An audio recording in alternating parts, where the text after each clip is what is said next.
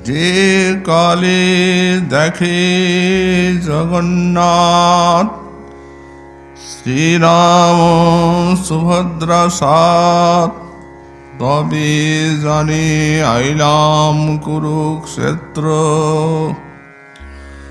সফল হইল জীবন, দেখিনু পদ্মলোচন।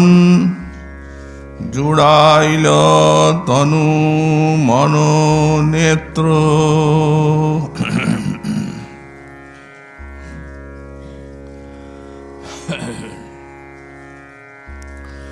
কলিযুগ পাবনাবতার শ্রীমন মহাপ্রভুর কৃপার মূর্তি গৌড়ীয় বৈষ্ণবাচার্য পরম পূজ্যপাদ শ্রী ছিল কৃষ্ণদাস কবিরাজ গোস্বামী চরণ তাঁর শ্রী শ্রী চৈতন্য চরিতামৃতে মধ্যলীলা দ্বিতীয় পরিচ্ছেদে শ্রীমন মহাপ্রভুর অতি সুগম্ভীর গম্ভীরা লীলার সূত্র রচনা করছেন।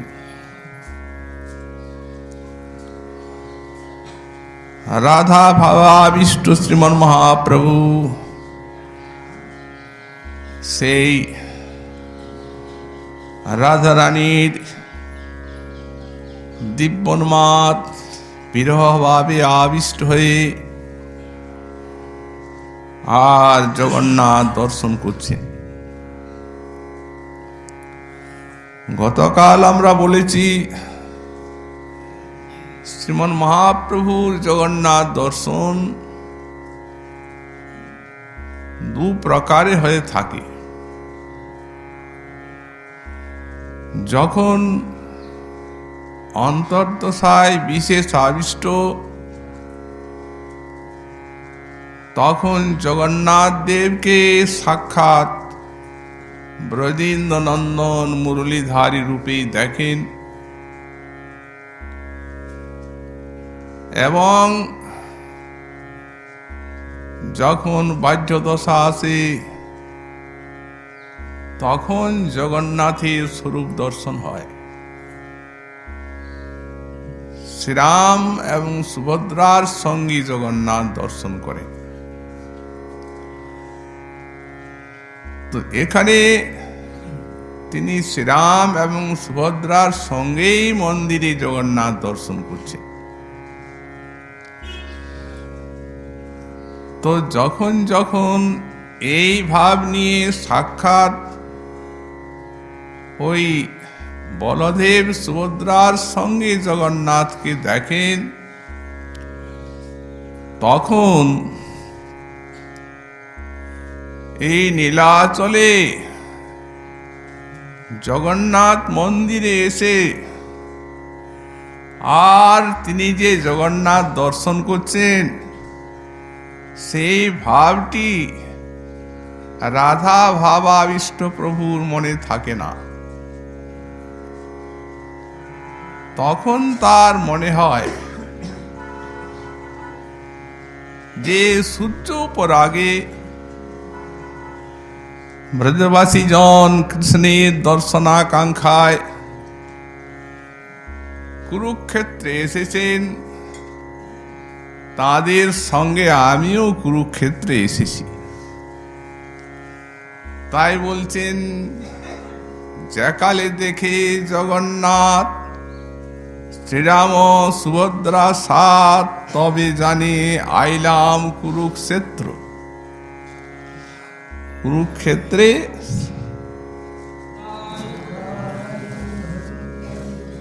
সূর্য পরাগে সব ব্রজবাসীর সঙ্গে গোপীগণের শ্রী রাধারানীরও জগন্নাথ দর্শন হয়েছিল।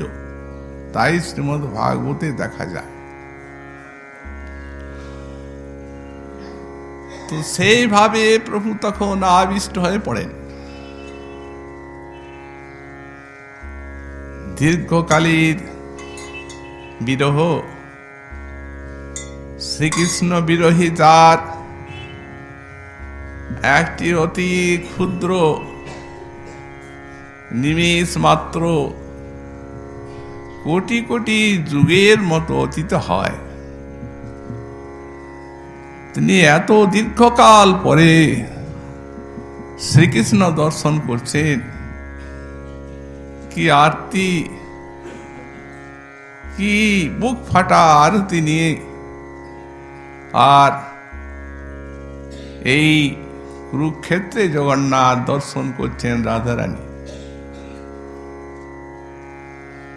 তাই তখন তার মনে হয় সফল হইল জীবন, আমি দেখিনু পদ্মলোচন, আমার জুড়াইল তনুমন নেত্র। আজ আমার এই জীবন সফল হয়ে গেল। কার জীবন সফল? যারা নিজের কাম্যবস্তু লাভ করতে পারেন যথেষ্ট রূপে, তাদেরই মনে হয় যে আমার জীবন সফল হয়ে গেল। যেমন যারা ধনকামী ব্যক্তি, তাদের যদি প্রচুর ধন সম্পত্তির সমাগম হয়, তখন তারা মনে করেন আমার জীবন সফল। যারা ভোগকামী, তাদের যদি যথেষ্ট ভোগ্য বস্তুর সমাগম হয়, তখন তাদেরও মনে হয় যে আমার জীবনটি সফল। তেমনি যারা যশ প্রতিষ্ঠাকামী,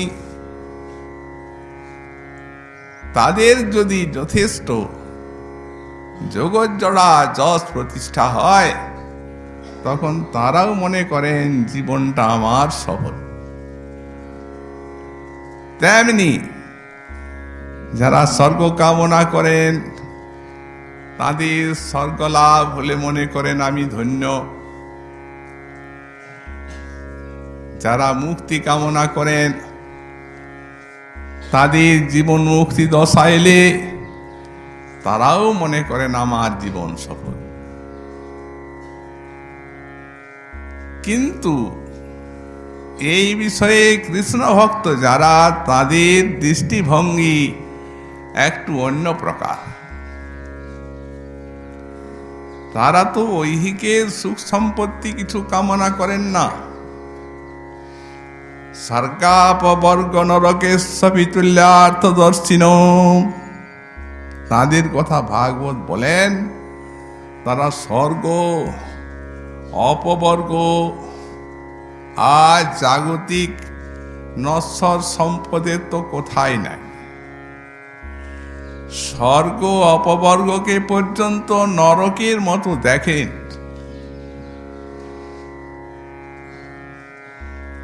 স্বর্গ অপবর্গ কৃষ্ণ ভক্ত নরক করি জানে, সবই দুঃখ। তো সুতরাং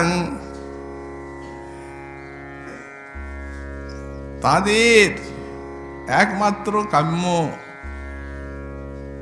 অভিষ্টের ভজন, ভজন রসের আস্বাদন সাধক যারা, এবং ভজনের সৌভাগ্য লাভ।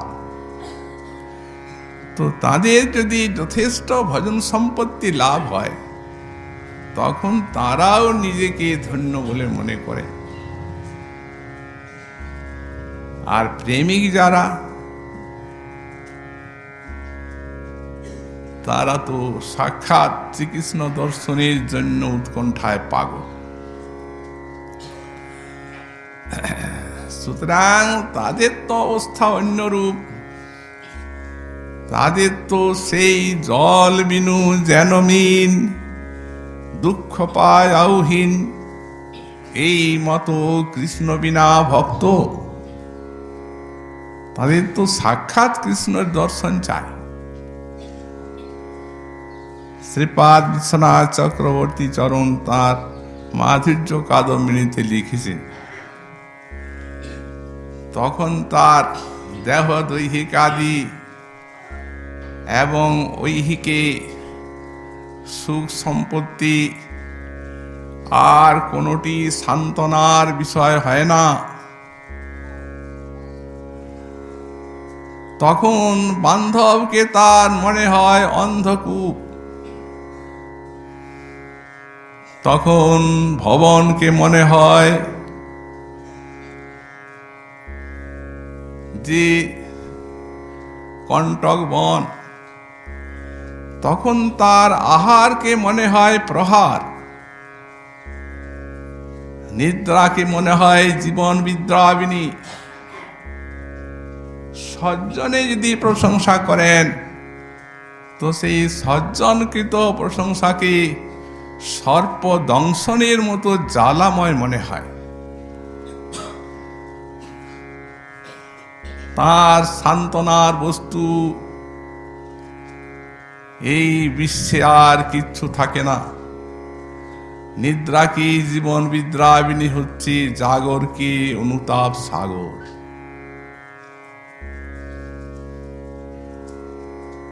তখন কৃষ্ণ দর্শনের জন্য সেই উন্মাদ, তার হৃদয়ের যে প্রেম, সেই প্রেম কৃষ্ণকে চুম্বকের মতো আকর্ষণ করে এনে কোনো সময়ে দেখিয়ে দেয়। যখন দেখিয়ে দেয় তখন তার কেমন জীবনটি সফল বা সুখ অন্তরে আসে। চক্রবর্তী পাদ বললেন, যেমন কোন মরুপথিক বহুদিন ধরে মহাপথিক মরুতে গ্রীষ্মকালে চলছে, চলতে চলতে অন্তর বাহির জ্বালাময়।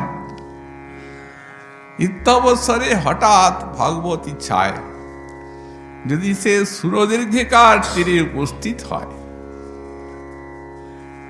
শত শত ঘট জলে ধৌত হিম জলে সেই তার তটপ্রদেশ, সেই জায়গায় বৃহৎ ওই বটের ছায়ায় যদি আশ্রয় পায়, তখন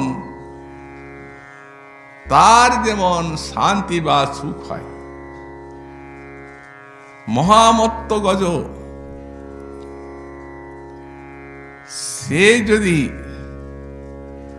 বনের দাবানলে জড়িত হয়, উত্তপ্ত হয়, মুমূর্ষ দশায় উপনীত হয়, তখন যদি শত সহস্র ধারে ওই বর্ষার বারিধারা নেমে আসে, তার যেমন সুখ বা শান্তি হয়। মহা রোগী অথচ ভোজন লোলুপ, খেতে পারে না, সে যদি অমৃত পায় তো এই রোগ নাশের সঙ্গে সঙ্গে যেন বিপুল আস্বাদ লাভ হয় তার, সে যেমন সুখী হয়। বললেন, ওই প্রেমিকের কৃষ্ণ দর্শনের সুখের নিকটে কিছুই না।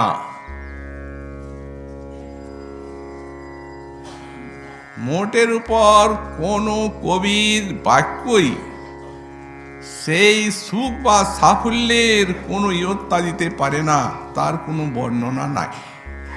অপরিমেয় অপূর্ব আনন্দ লাভ করে ধন্য হয়ে যায়। তো সেই প্রেম ক্রমে বাড়ি হয় স্নেহ, মান, প্রণয়, রাগ, অনুরাগ, ভাব, মহাভাব হয়। সেই প্রেম বাড়তে বাড়তে চরমী মহাভাব। তার কৃষ্ণ দর্শন যখন হয় এবং মহাবিরহের পরে হয়, তখন তার যে কিরূপ সুখ বা আনন্দ হবে এবং জীবনটি তার কত সফল মনে মনে হবে, এ কারো বর্ণনা করবার ভাষা আছে?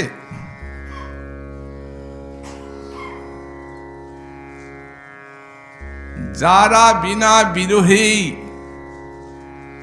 এই ব্রজে শ্রীকৃষ্ণের সান্নিধ্যে থেকেই বলেন জনম অবধি হাম রূপ নেহারিনু নয়ননা তিরপিত ভেলো লাখ লাখ যুগ হিয়ে হিয়ে রাখিনু আমার তবু হিয়া জুড়ন না গেল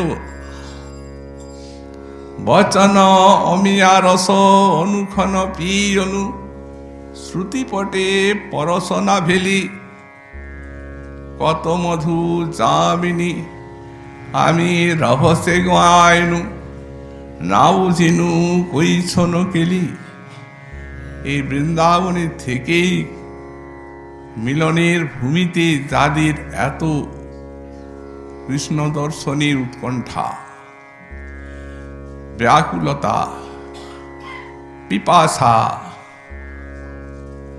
তৃষ্ণা শান্তি নহি, তৃষ্ণা বাড়ে নিরন্তর। যত শ্রীকৃষ্ণের মাধুর্য পান তত তৃষ্ণা বাড়ছে। অতএব কৃষ্ণ মাধুর্য এবং প্রেমিকের তৃষ্ণা ব্রজগোপীগণের এই পরকীয় ভাবে অসীমের দিকে উন্নীত হচ্ছে, তার কোনো ইয়ত্তা নাই। সেই ব্রজ রমণী শিরোমণি শ্রী শ্রী রাধা। আর এতদিন বিরহের পর তিনি তো উন্মাদিনী, তিনি তো দিব্যোন্মাদিনী। সেই দিব্যোন্মাদটিকেই তো আশ্রয় করেছেন মহাপ্রভু। অতএব যখন মন্দিরে দেখছেন কৃষ্ণ, মনে হচ্ছে কুরুক্ষেত্র। তিনি যে বিগ্রহ দেখছেন জগন্নাথ, তা মনে করছেন না, কুরুক্ষেত্রে দর্শন পেয়েছেন। যার জন্য এত পাগলিনী, এতদিন পরে তাকে পাওয়া, যার জন্য সংকল্প তার আমি বন্ধুর লাগিয়া যোগিনী হইব, বেড়াইব দেশে দেশে। বন্ধুর জন্য তিনি যোগিনী হয়ে যাবেন, বন্ধুর উদ্দেশ্যে যাব দেশে দেশে, আমি শুধাইব জনে জনে। বন্ধুর লাগিয়া যোগিনী হইব, কুণ্ডল পরিব কানে। আর বন্ধুর উদ্দেশ্যে আমি যাব দেশে দেশে, শুধাইব জনে জনে। শুনেছি তিনি মথুরায়, তো মথুরা নগরে প্রতি ঘরে ঘরে আমি ভ্রমিব ওই যোগিনী হয়ে।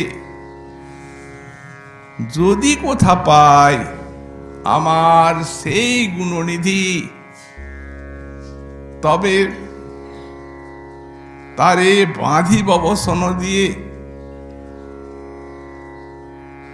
আমি তাকে কাপড় দিয়ে বাঁধব। তুমি এক অবলা বালা। সেখানে তিনি এখন রাজেশ্বর। কত শত প্রহরী তার চারদিকে, কত পরিজন, কত বন্ধু বান্ধব, বীর তারা। তুমি তাকে এই কমলা বালা হয়ে বাঁধবে আর নিয়ে আসবে? তার উত্তরে বলেন, আপন বধুয়া আমি বাঁধিয়া আনিব, কেবা সে রাখিতে পারে। প্রেম রস কোমল সবাই জানে, কিন্তু সেই কোমলতা, এতখানি শক্তির আধার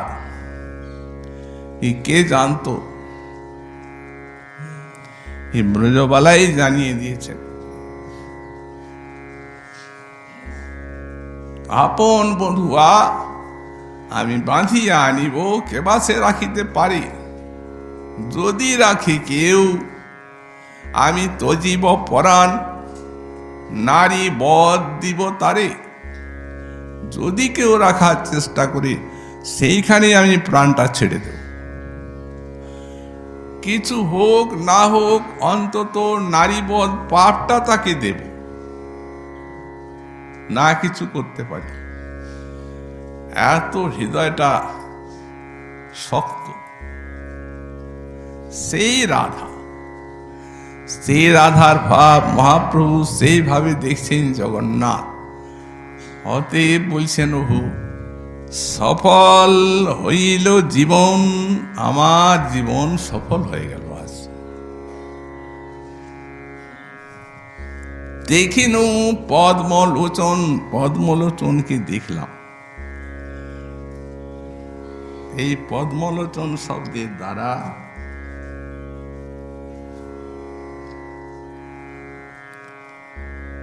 শ্রীকৃষ্ণের যে মাধুর্য, সেই মাধুর্যেরই অভিব্যক্তি হয়েছে কমললোচন।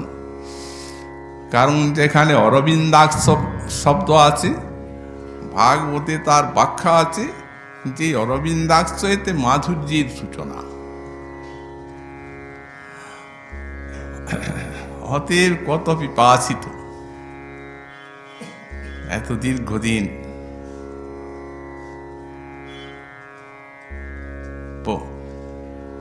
আনন্দে সীমা আছে কি কহবারে সখী আজ আনন্দর। এত চিরদিনে মাধব মন্দিরে মোর, পাপ সুধা করো যত দুঃখ দিল, আজ প্রিয়ামুখ দর্শনে তত সুখ ভেল।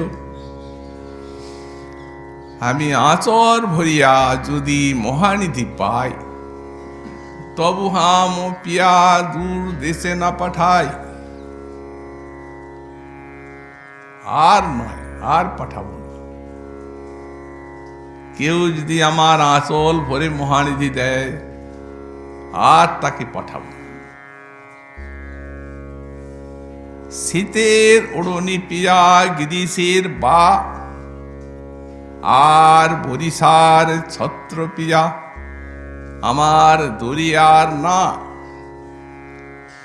বিদ্যাপতি কহে সুনবর নারী, সুজনক দুঃখ দিবস দুই চারি। কত কষ্ট পেয়েছি সখীগণ, সে কষ্টের সীমা নেই। এই বৃন্দাবনে বন্ধু হারা, চারদিকে উদ্দীপনের ছড়াছড়ি। এখন তারা আসুক, এখন কোকিলা আসিয়া করুক গান, এখন ভ্রমরা ধরুক তাহার তান, এখন গগনে উদয় করুক চন্দ্র, এখন মলয় পবন বুক মন্দ। বাসুলি আদেশে কয়ে চণ্ডীদাসে, দুঃখ দূরে গেল সুখ বিলাস। সফল হইল জীবন, আজ দেখিনু পদ্মলোচন। কি মাধুর্যের অভিব্যক্তি! মাধুর্য আস্বাদন যদি না হয়, দেখাও না দেখা। কারণ শ্রীজীব গোস্বামী লিখেছেন, মাধুর্য সাক্ষাৎকার বিনা, মাধুর্যানুভবং বিনা সাক্ষাৎকার ওপি অসাক্ষাৎকার তুল্যইব। যদি মাধুর্য আস্বাদন না হয়, তাহলে সাক্ষাৎকারটি অসাক্ষাৎকার, না দেখা বরং ভালো। প্রেম নিয়ে কৃষ্ণকে দর্শনের আকাঙ্ক্ষা জাগা উচিত। তাই অনেকে জিজ্ঞাসা করেন, আপনি কি গোবিন্দ দর্শন পেয়েছেন? দর্শনে কি আছে?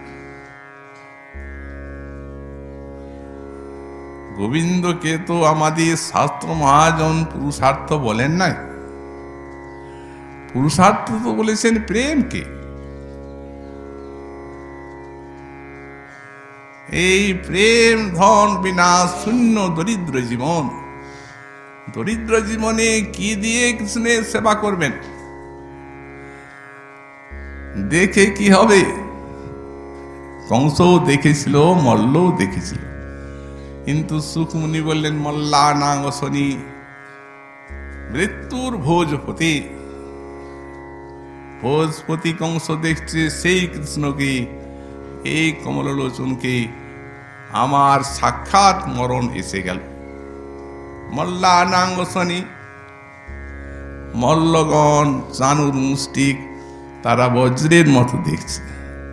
অশতাং ক্ষিতিভুজাং শাস্তা, যারা দুষ্ট রাজা তারা দেখছে এই শাস্তা আমাকে দণ্ড দেবে। সেই যে ভক্তির নয়নে যিনি, সেই কোটি কন্দর্প তুল্য কমনীয় সুন্দর, মধুরং মধুরং, যেদিকে তাকানো যায় সেই দিকেই মধুর, মাধুর্যের পারাবার। প্রেম না থাকলে সব শূন্য। তাই প্রেম ধন বিনা শূন্য দরিদ্র জীবন, দাস করি বেতন মোরে দেহ প্রেম ধন। এই প্রেম ধন চাই। তিনি আস্বাদন করছেন রাধার ভাবে, সেই বিশাল সেই রাধারানীর পরম মহান সেই মাদনাক্ষ মহাভাব দর্শনে মিলনে। ততের অরবিন্দাক্ষ বলেছেন এখানে, কমললোচন দেখিনু পদ্মলোচন, কমললোচনকে দেখলাম। কি আস্বাদন মহাপ্রভু! এই সীমা পরিসীমা কিচ্ছু নেই। আমরা গতকাল বলেছি ওই দর্শন দেখে থাকা, দেখেই থাকা। কত যুগ যুগ পিপাসা মেটে না। ভক্তের প্রেম এবং গোবিন্দের মাধুরী বেড়েই চলে। আমার মাধুর্য নিত্য নব নব হয়, স্ব প্রেম অনুরূপ ভক্ত আস্বাদ হয়। কিন্তু এই প্রেম দ্বারে নিত্য রাধিকা একলি, আমার মাধুর্যামৃত আস্বাদে সকলি। সব কৃষ্ণ মাধুরী আস্বাদনের শক্তি কারণে ওই একজনেরই, তিনি হচ্ছেন রাধারানী। আর এখন তার ভাব নিয়ে আস্বাদন করছেন গোবিন্দ। তাই দেখিনু পদ্মলোচন জুড়াইল তনুমন নেত্র, আমার নয়ন আজ শীতল হয়ে গেল। কত পিপাসিত নয়ন!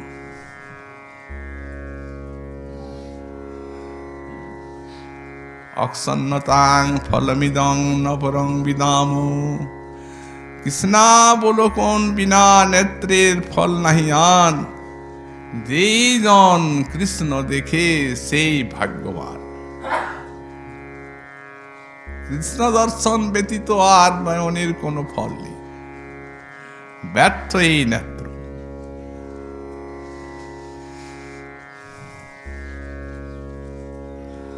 যেই জন কৃষ্ণ দেখে সেই ভাগ্যবান। যারা কৃষ্ণ দেখেন তিনি ভাগ্যবান, তাদের নেত্রগুলি সফল, ধন্য। নয়ন আমার আজ ধন্য হয়ে গেল। জুড়াইল তাপিত নয়ন আমার শীতল হয়ে গেল। দর্শন করছেন সেই রাধারানীর ভাব নিয়ে, মনে মনে তাই চিন্তা করছে। মহাপ্রভু তো সাক্ষাৎ দেখছেন, কিন্তু এই যে বলা হচ্ছে যে কৃষ্ণ দর্শন বিনা নেত্রের ফল নাহি আন,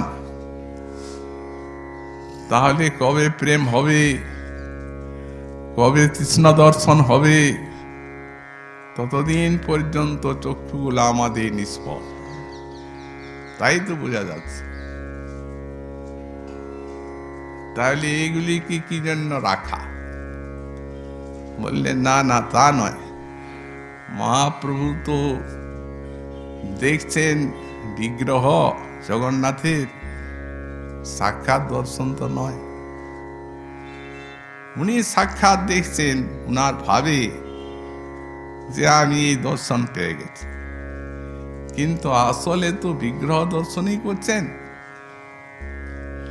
এই জন্যই ভাগবত বললেন কোন নেত্রকে নিন্দা করা হয়েছে, বরহাইতে তে নয়নের নাম লিঙ্গানি বিষ্ণুর ন নিরীক্ষিত, যে ভগবানের করুণার অন্ত নেই,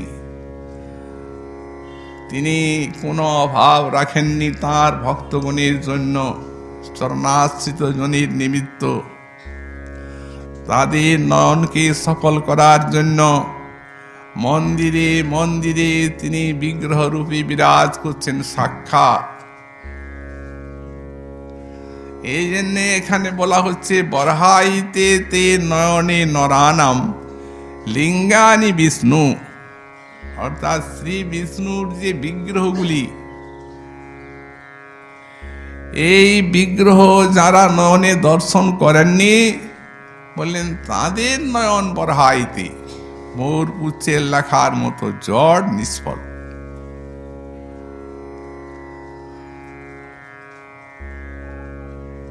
অতএব ভক্তের জন্য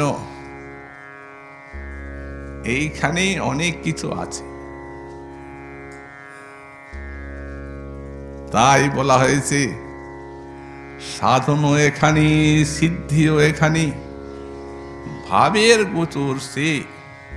এই ভাবে জেনে নিতে হবে, বুঝে নিতে হবে ভাবে। আর মহাজন বাণী আছে, শাস্ত্র আছে। শাস্ত্র কি? স্বয়ং ভগবান বেদ বক্তা, তিনি বিগ্রহ মাহাত্ম্য বলছেন শ্রী প্রিয় ভক্ত উদ্ধবকে ভাগবত।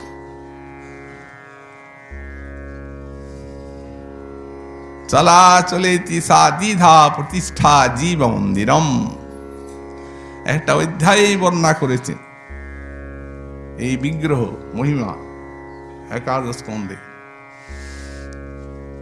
হে উদ্ধব, চলাচলে তিসা দ্বিধা প্রতিষ্ঠা জীব মন্দিরম, আমার যে প্রতিষ্ঠা প্রতিমা, এটি চলা এবং অচলা দু প্রকার। এই জীব মন্দিরম, জীব মন্দিরটা আবার কি বলছেন? শ্রীজীব টিকা করছেন জীবস্য জীবইতুং পরমাত্মনু মম মন্দিরং মত অঙ্গ প্রত্যঙ্গই রেকাকারাস্পদমিত্যর্থ।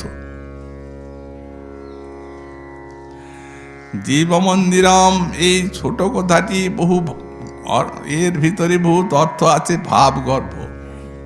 জীব মন্দিরম বললে কি যেন বোঝা যাবে?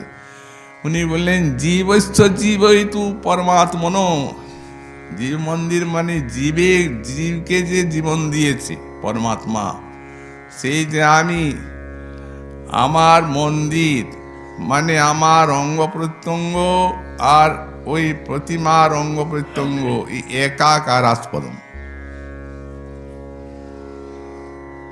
একাকারাস্পদ, কোনো প্রকার ভেদ নাই।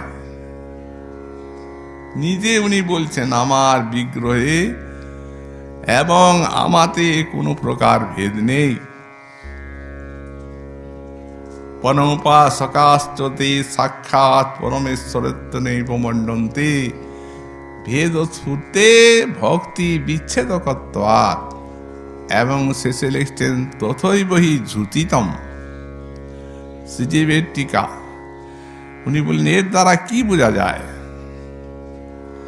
বলছেন এর দ্বারা বোঝা যায় যে ভগবান তিনি নিজেই যে বলছেন প্রতিমা আমার সাক্ষাৎ, আমি, আমার অঙ্গ প্রত্যঙ্গের থেকে একাকারাস্পদ, কোনো ভেদ নেই। এই জন্য ভগবানের বাণী আর শ্রেষ্ঠ উপাসক যারা বললেন তাদের অনুভূতি দুটা। পরম উপাসকাশ্চ যে সাক্ষাৎ তে পরমেশ্বরত্ব নৈব মন্যন্তে, যারা শ্রেষ্ঠ ভগবত উপাসক পরম ভাগবত, তারা বিগ্রহকে পরমেশ্বর বলেই জানে।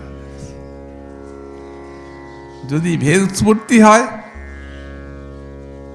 অর্থাৎ ভগবান তিনি আছেন অন্য, আর এই যে বিগ্রহ দেখছি ইনি শিলা কিংবা ধাতু, বললেন তাহলে আর ভক্তি থাকলো না। ভক্তি বিচ্ছেদ করত, আর ভক্তির বিচ্ছেদ হয়ে গেল। সুতরাং তথই বহি উচিতম, এইটা এইরকম দেখাই উচিত সর্বতভাবে। আরো লিখেছেন, ভগবান প্রতিমা না বলে প্রতিষ্ঠা কেন বললেন? বললেন প্রতিষ্ঠা এই জন্যই বলা হয়েছে, যেদিন ওই মন্ত্রের দ্বারা অভিষেক করা হলো, বিগ্রহকে যেদিন প্রাণ প্রতিষ্ঠা করা হলো, বললেন সেই দিনের থেকে আকারাস্পদ হয়ে গেল। আর কোন রকম ভেদ নাই, ভেদ ভাববার উপায় নেই। যদি ভাবেন কেউ, তাহলে নিদারুণ অপরাধ হবে এবং ফলটিও তার ভয়াবহ হতে পারে, হবে। যেমন ওই জায়গায় দৃষ্টান্ত দিচ্ছেন একটা, সে অন্ধক মুনির শিলাবুদ্ধি কীর্তন কিংবা প্রতিমায়াং হরের মায়া। ভগবানের প্রতিমা, তাকে কি আমি কোনোদিন শিলাবুদ্ধি করেছিলাম? যার জন্য আজ আমার অন্ধ অবস্থায় পুত্র শোক ভোগ করতে হলো। দিন মহারাজ দশরথ মৃগজায় যে, আর সেই অন্ধক মুনির পুত্রকে যেদিন বাণ বিদ্ধ করলেন হরিণ জ্ঞানে, এবং সেই মৃতপুত্রকে মুনির নিকটে নিয়ে এলেন, সেদিন বিলাপ করতে করতে মুনি এই কথা বলেছেন। সুতরাং এ তো শ্রীমদ্ ভাগবতের বাণী। তাই বলছেন, দেখিনু পদ্মলোচন জুড়াইল তনুমন নেত্র, অতএব আমার নয়ন আজ সফল হয়ে গেল। শুধু নয়নই নয়, মন সফল হলো, ধন্য হলো, এবং দেহও সফল হয়ে গেল। আজ সাক্ষাৎ দেখলাম শ্রী জগন্নাথ দেব, বলভদ্র সুভদ্রা কুরুক্ষেত্রে। তো গরুড়ের সন্নিধানে রহি করে দর্শনে সে আনন্দের কি কহিব বলে, গরুর স্তম্ভের তলে আছে এক নিম্ন খালে, সেখাল ভরিল অশ্রু জলে। কোনখানে জগন্নাথ দর্শন? গরুড়ের সন্নিধানে, গরুড়ের কাছে দাঁড়িয়ে, গরুড়ের পেছনে, গরুর স্তম্ভে হাত দিয়েও দেখেন। কারণ ভগবত দর্শন কালে, কোন সভা সমিতিতে হরিকথা আদি শ্রবণ কালে, কীর্তন কালে, কোন মহৎ যদি বসে থাকেন কি দাঁড়িয়ে থাকেন, তো তার পেছনে দাঁড়িয়ে বা বসেই আর কথা শ্রবণ করা উচিত বা ভগবত দর্শন করা উচিত। গরুড়ের সামনে তো লাখো লাখো লোক দেখছে। জগন্নাথ দর্শনে যান, দেখবেন গরুড়ের সম্মুখে হাজার হাজার দর্শক। কিন্তু মহাপ্রভু তো সামনে যাচ্ছেন না, এত দর্শন আকাঙ্ক্ষা, যার হৃদয়ে এত দর্শন আকাঙ্ক্ষা, তিনি কিন্তু এগিয়ে যাচ্ছেন না ওই গরুড়ের সন্নিধানে। মহত্ব গরুড় আছেন। কাশিরাম দাস মহাভারতের অনুবাদে বলে দিয়েছেন, এই মোর প্রভু নীল শৈলারূঢ়, দক্ষিণে অনুজাগ্রজ আর সম্মুখে গরুড়। তিনি প্রভুর পরিচয় দিচ্ছেন। আমার প্রভু নীল শৈলে আরোহণ করে আছেন নীলাচলে। তার কি লক্ষণ? বললেন দক্ষিণে অনুজাগ্রজ, দক্ষিণে আছেন অনুজা, সুভদ্রা আর অগ্রজ আছেন বলরাম, আর সম্মুখে গরুড়, সামনে গরুড় আছে। এই জন্য প্রভু গরুড়ের সন্নিধানে রহি করে দর্শনে পেয়ে গেছি আজ অভিষ্টকে। অতএব গরুড়ের পিছনে থেকে দেখছেন তো দেখছিনি।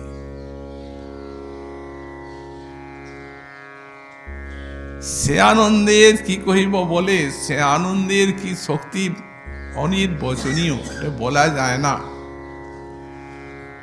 গরুর স্তম্ভের তলে আছে এক নিম্ন খালে, সে খাল ভরিল অশ্রু জলে। গরুর স্তম্ভের তলায় এক নিম্ন খাল আছে, গর্ত। সে খালটা মহাপ্রভুর অশ্রু জলে ভরে যাচ্ছে। এত অশ্রু কেন, এত আনন্দ? ওই যে বহুকাল পরে নিজের ইষ্টদেবকে পেয়েছেন, সেই আনন্দের প্রবাহ অন্তরে ছুটছে। সে অদ্ভুত সাত্ত্বিক বিকার বাহিরে প্রকাশিত হচ্ছে। প্রভু নয়নাশ্রুতে ভরে যাচ্ছে সেই গুরু স্তম্ভের বড় খাল।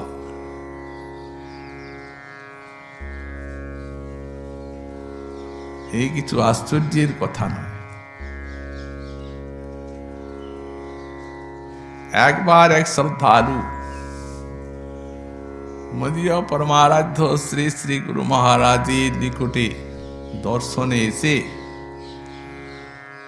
আর কতগুলি চিত্রপট নিয়েছেন। চিত্রপট নিয়ে উনি দেখছেন যে সেই জগন্নাথের অগ্রে যে নর্তন, সেটি যে শ্রী গুরুদেব অঙ্কন করেছেন, তো সেই চোখের থেকে জলের যে অশ্রুর ধারা পিচকারির মতো বেরোচ্ছে আর পড়ছে, জলটা বর্ষার জলের মতো। উনি প্রশ্ন করছেন, বাবাজি মহারাজ, এইরকম যে আপনি চিত্র অঙ্কন করেছেন, তো চোখের থেকে এত জল, এটা কি সম্ভব?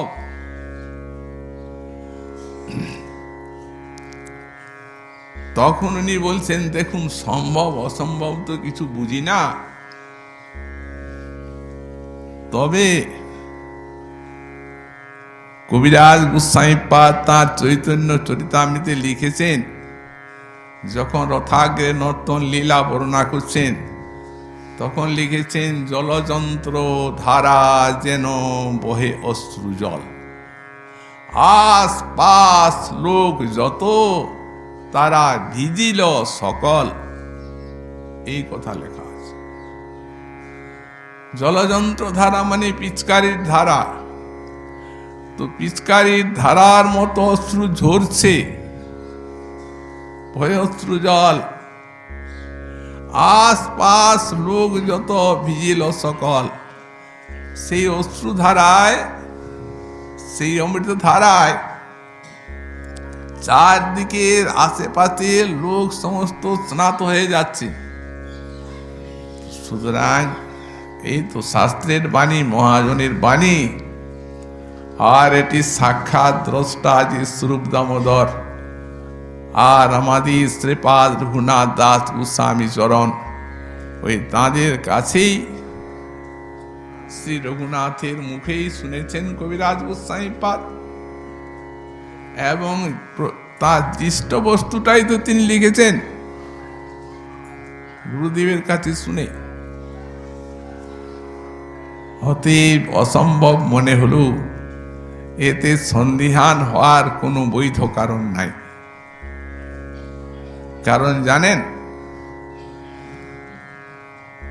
সাধু শাস্ত্র বাক্যেষু বিশ্বাসং হি শ্রদ্ধা। সাধু শাস্ত্র মহাজনের বাক্যে আর শাস্ত্র বাক্যে বিশ্বাসের নামই হচ্ছে শ্রদ্ধা, আর এই শ্রদ্ধাই হচ্ছে ভক্তির প্রাণ। তো সুতরাং আমাদেরকে সাধুশাস্ত্র বাক্যে বিশ্বাস রাখতে হবে। এই সিদ্ধান্তটি কেবল বলে বুঝিয়ে দিলেন তা নয়, তিনি তার উপরে একটু কৃপাও করলেন। ফলে বোঝা গেল সেই যে শ্রদ্ধালু তিনি তো গৃহে চলে গেলেন। বেশ কিছুদিন পরে তার স্বপ্নাবেশ হয়েছে। স্বপ্নে দেখছেন তিনি এক মন্দিরে দর্শনে গেছেন। সেই মন্দিরে রাধাকৃষ্ণ দর্শন করছেন। দর্শন করতে করতেই হঠাৎ দেখছেন সেখানে মহাপ্রভু। সেই সিংহাসনে রাধাকৃষ্ণ নেই, মহাপ্রভু ওই সন্ন্যাস মূর্তি তিনি বসে আছেন সিংহাসনটার উপরে বসে আছেন। তো প্রকাণ্ড একবারে সোনার পর্বতের মতো বিশাল সেই বিগ্রহটি দেখছেন। তারপরে দেখছেন কেমন ওনার সেই পাহাড়ের থেকে যেন ঝর্ণা পড়ে, ঝর্ণার জল, সেই রকম চক্ষু দুটির থেকে ওই ঝর্ণার মতো জল বইছে ঝরঝর করে। তো যখন পাহাড়ের থেকে ঝর্ণার জল পড়ে তখন তো একটা শব্দ হয়, call call call call call call করে শব্দ হয়, সেটা শুনছেন স্বপ্নে। জলটা পড়ছে ঝর্ণার মতো, খল খল শব্দ হচ্ছে।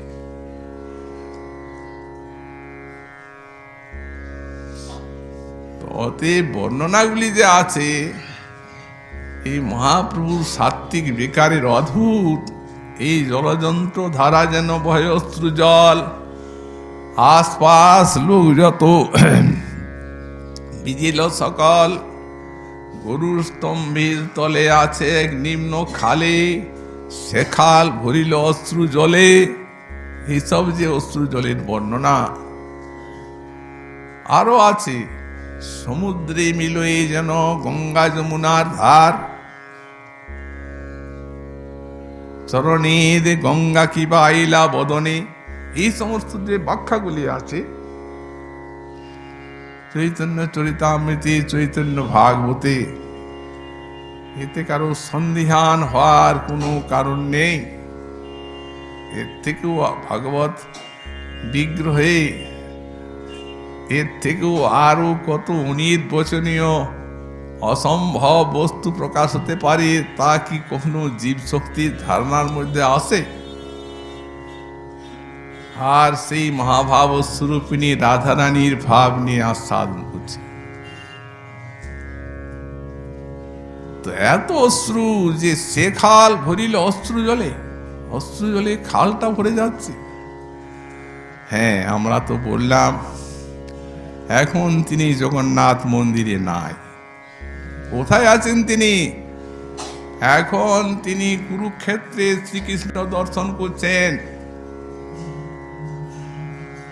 অতএব সেই কুরুক্ষেত্রের যে লীলাটা, যে লীলা শ্রীমদ্ ভাগবতে যা বর্ণিত, সেই লীলাটি হৃদয়ে এসে ছবির মতো এসে উদিত হয়েছে।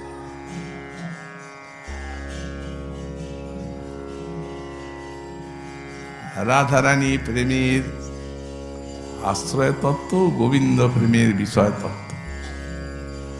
সেই কৃষ্ণ সেই রাধা অত্যন্ত বিরোধ।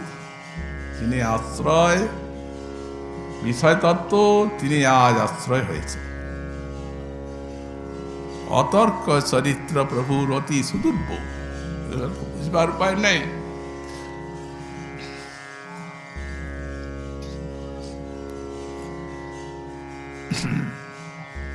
স্বয়ংরূপে সেই ভাবটি যেটি কুরুক্ষেত্রে বিষয় ছিলেন রাধা প্রেমে গোপীগণের, এবং গোপীগণের যে মানি শুনে তাদেরকে সান্ত্বনা দান করলেন, এখন সেই বিষয়টি এখন সাক্ষাৎ রাধা এই আশ্রয় তত্ত্বটি আশ্রয় করেছে।